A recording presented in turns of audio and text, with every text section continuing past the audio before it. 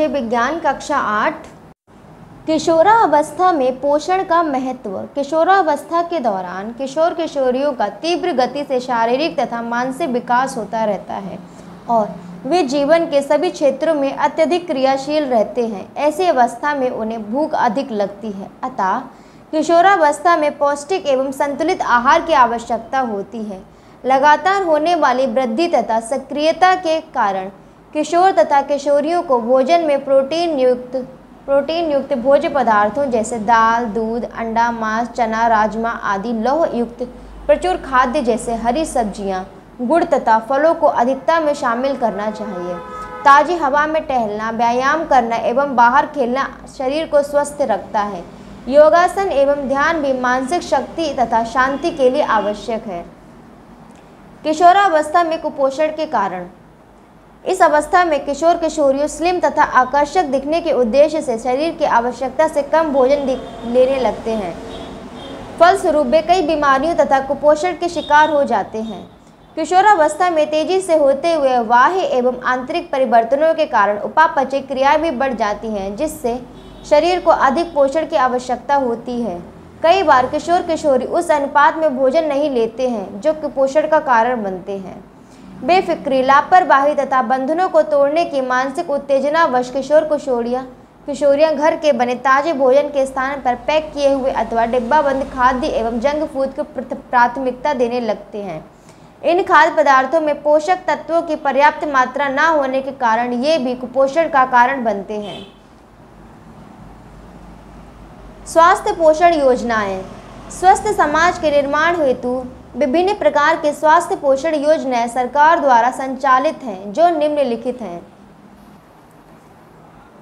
ICDS समेकित बाल विकास कार्यक्रम किस चीज़ के लिए? वृद्धि निगरानी, अनुपूरक पोषाहार, स्वास्थ्य जांच व पोषण, स्वास्थ्य परामर्श, किशोरी व गर्भवती मां की देखभाल।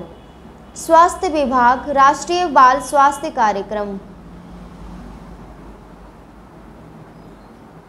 RBS के ग्राम स्वास्थ्य पोषण दिवस, पोषण पुनर्वास केंद्र, विक्स, आयरन, विटामिन एवं आयोडीन वितरण संबंधी कार्यक्रम। पंचायती राज किस चीज़ के लिए? टीकाकरण, स्वास्थ्य परीक्षण, किशोरियों को आयरन व कृमिनाशक गोली उपलब्ध कराना, गर्भवती महिला को आयरन की गोलियां देना व डीवॉर्मिंग कराना, शौचालय का निर्माण व साफ सफाई कराना।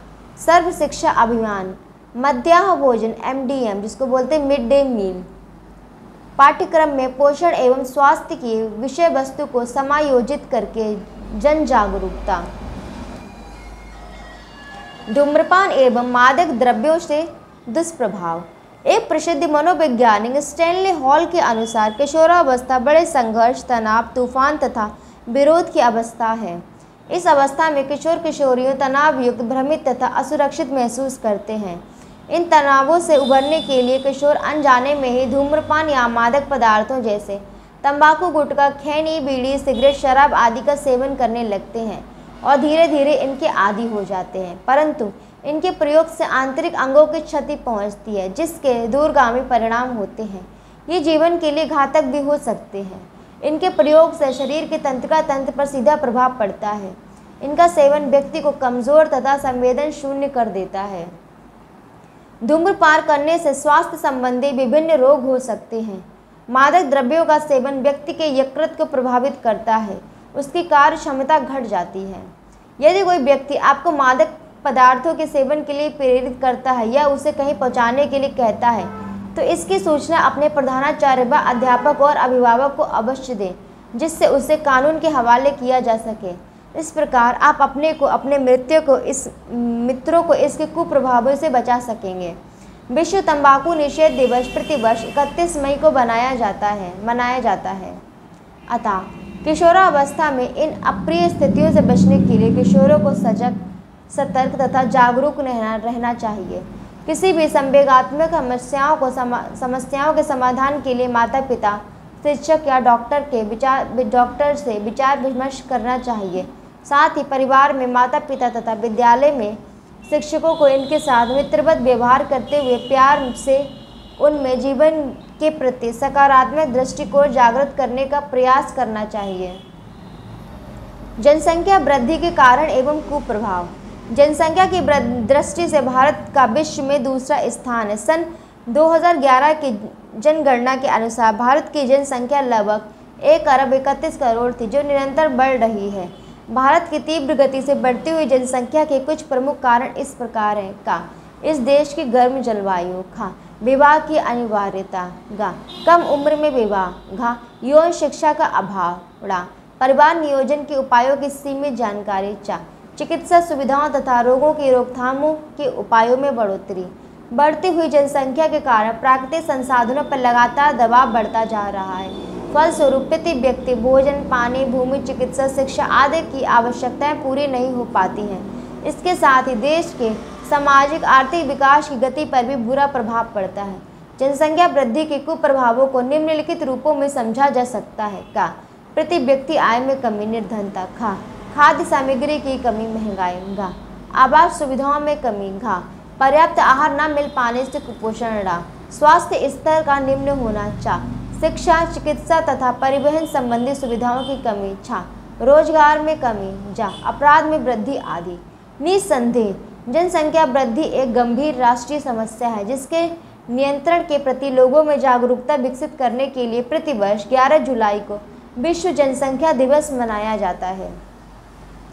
जन्म दर को कम करके जनसंख्या वृद्धि पर नियंत्रण रखा जा सकता है।